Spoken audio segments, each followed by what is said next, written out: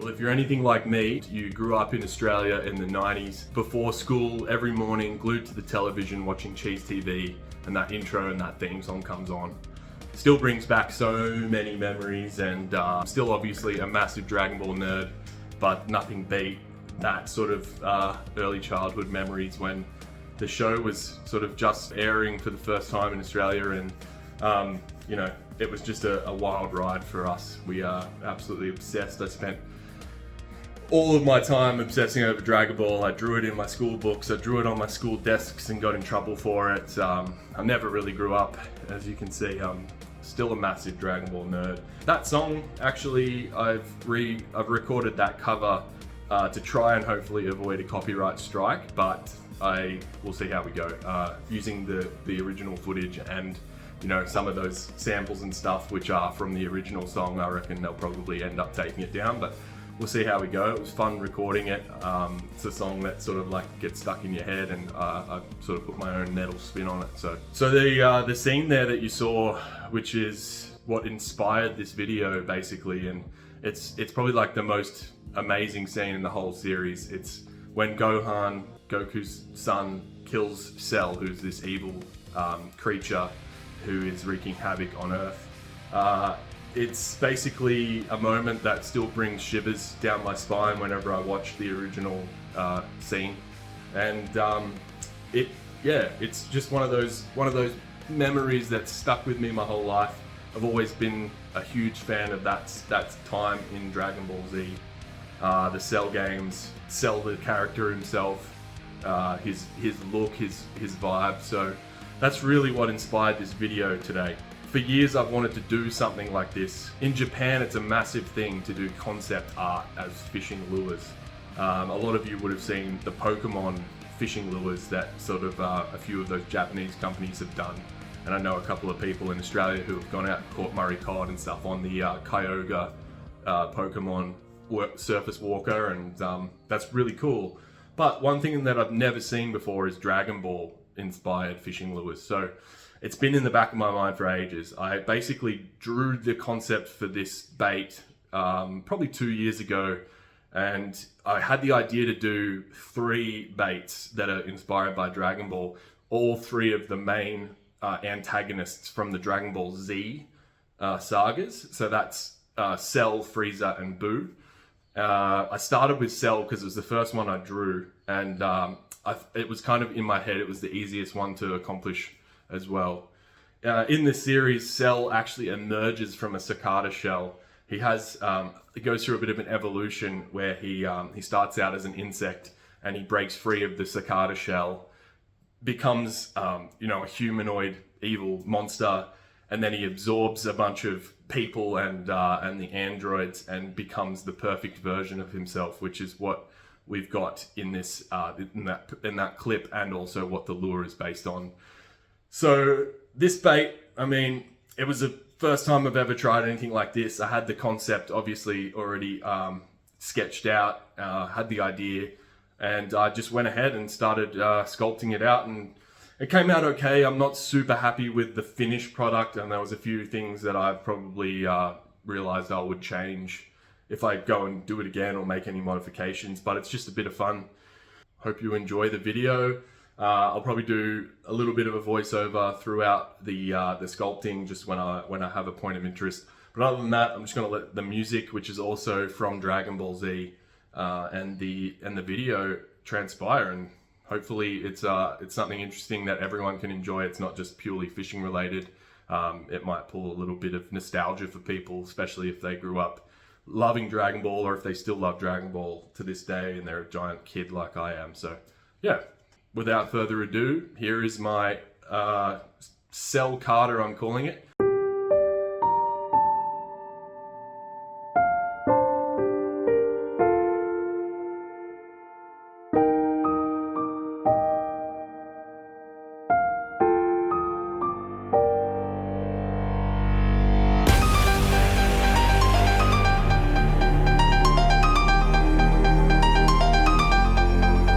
Cell's a pretty tall, lean character, so it was pretty hard for me to sacrifice his tall presence for this sort of chubby, fat, short version. But I knew that I needed to make it look a little bit like this. One, to look more like a cicada, and two, so that it would actually float. I was also a bit annoyed that I had to make his sort of peaks of his head shell much shorter, but anything longer would have just been weird.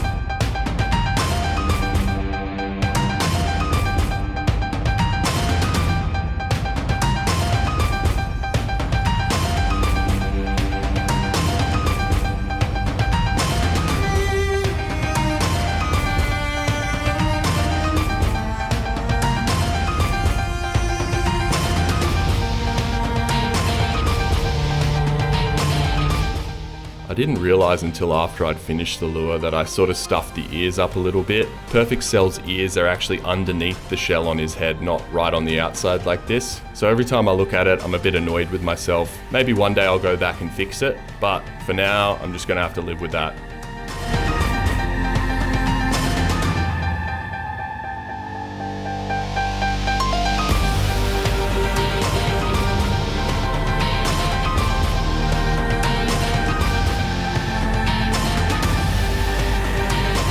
I wasn't actually sure how these wing casings would hold up with the print, but they actually came out really good in the end, and they add a really sort of unique shape to the bait.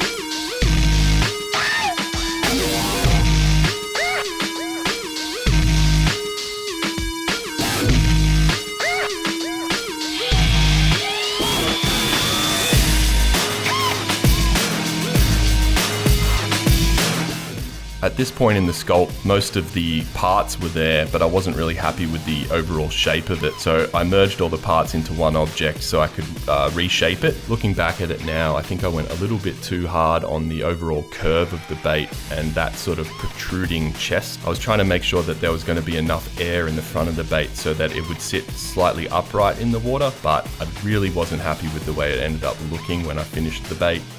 Oh well.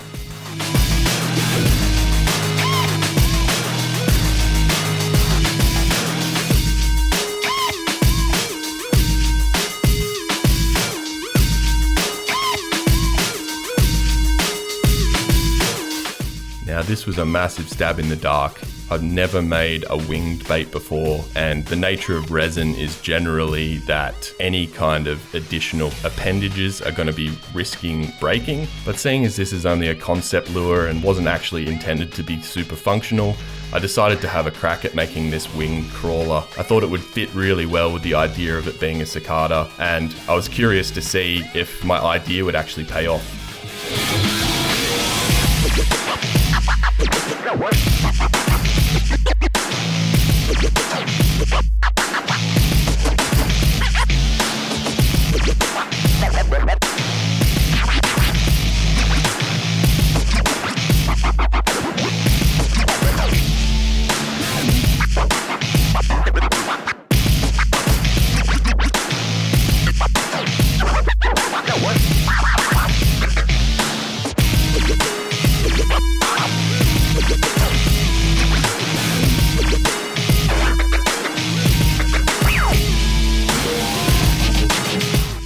This hinge system was completely random. I didn't even have any idea of how I was actually going to secure it, but I came up with a pretty nifty solution in the end.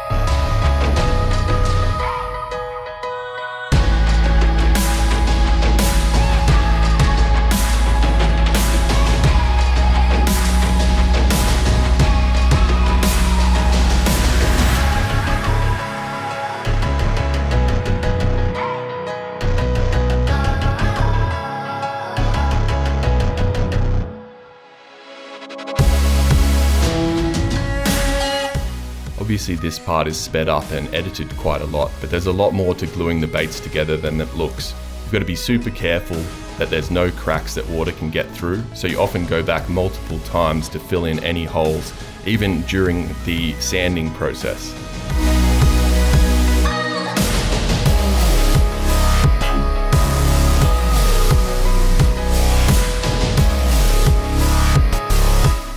I've cut out a lot of the post-processing clips to make sure that this video doesn't drag on too long, but as you can see there's a lot of steps to ensuring that this bait is properly sealed, well sanded and prepared, ready for paint.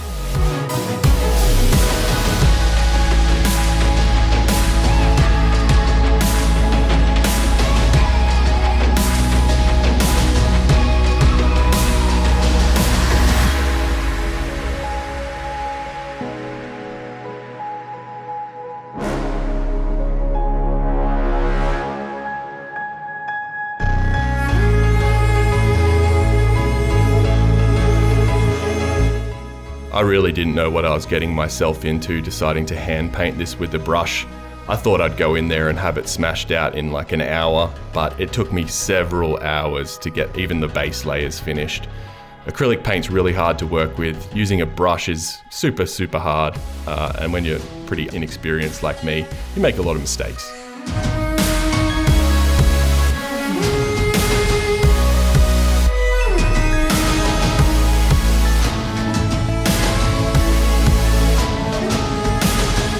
My next mistake was assuming that it would be easy to use these paint markers to draw the lines. Oh wow, I made an absolute mess here.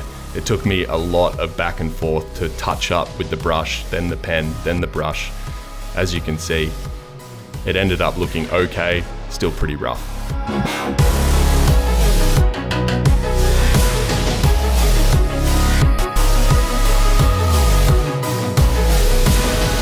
Here's my nifty little hinge mechanism.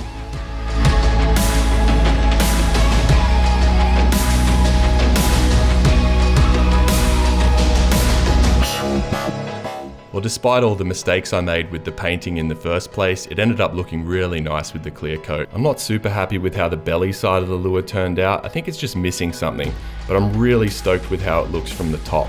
Those big black wing casings look sick.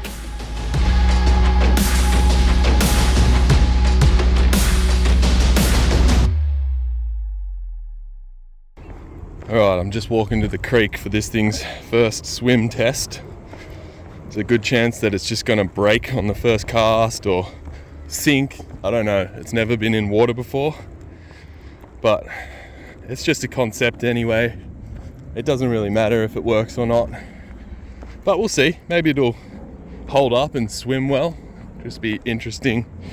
But either way, it looks pretty cool on there when I have it on the rod, so finding enough water to actually test it in is a Bit of a challenge though. It's not really enough, is it? I swear I found a spot along here once where I could throw a lure in. I'll have to do. It's enough. All right, doing this with one hand. It's gonna be interesting. First things first, we'll just see if it floats. Won't do any casts with it or anything, but here we go. 3, 2, 1. Do you float? Hey, it does float.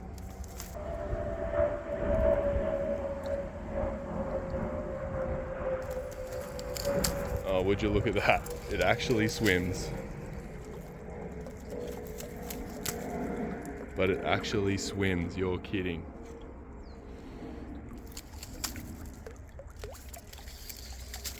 I can't believe that. It actually works.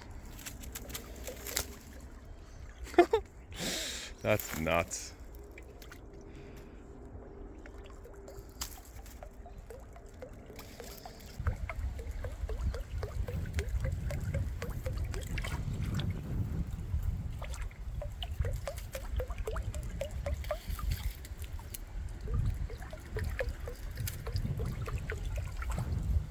Alright, well overall I'd call that a success for the cell carter. I mean, it's probably not going to be a super robust lure with the wings the way they are, being made of resin, but the concept itself, it works. And maybe I'll be able to get a fish on it before it breaks. So that's the next step, but that won't be in this video. This video is just going to be the making of, and hopefully I can post an update to this channel when I get a fish on it. Anyway. Well, thank you for watching this episode. It's been something that's really sort of enjoyable to do. Obviously, I'm a massive critic of myself, and there was a lot of moments where I was downing sort of like the final product, but you know, it is what it is. It come out pretty good considering I had a lot of difficulty painting by hand. I'm not an experienced painter by any means, but I've gotten a lot better with the airbrush, and I haven't painted something by hand with acrylic paints for so long. I forgot how difficult it is to work with them. So it was pretty lucky to pull it off in the end. The colors weren't quite what I was going for. Again, just a lack of experience with acrylic paints. When they're wet, they're a lot lighter in color than when they're dry. And so it came out a lot darker green and brighter yellow than I'd hoped in the original. But stay tuned for hopefully an update with a fish. I might just do a short or something if I do end up catching one. I do intend to finish the other two. The freezer rat will be the next one, and then the boo crankbait as well. So yeah. Hit that like button, subscribe to the channel. I'm really gonna aim to do more of these types of videos. Also, let me know if you think that the sculpting part was too long. I know that it could be boring for some people if they're not interested in lure design, but I also feel like it could be interesting for people who are curious about all of the processes that I go through in order to actually put a lure together, because it's pretty raw, it's pretty rough, but they work. So yeah. Let me know if you're keen to see more. Anyway, have a good one. See you next time.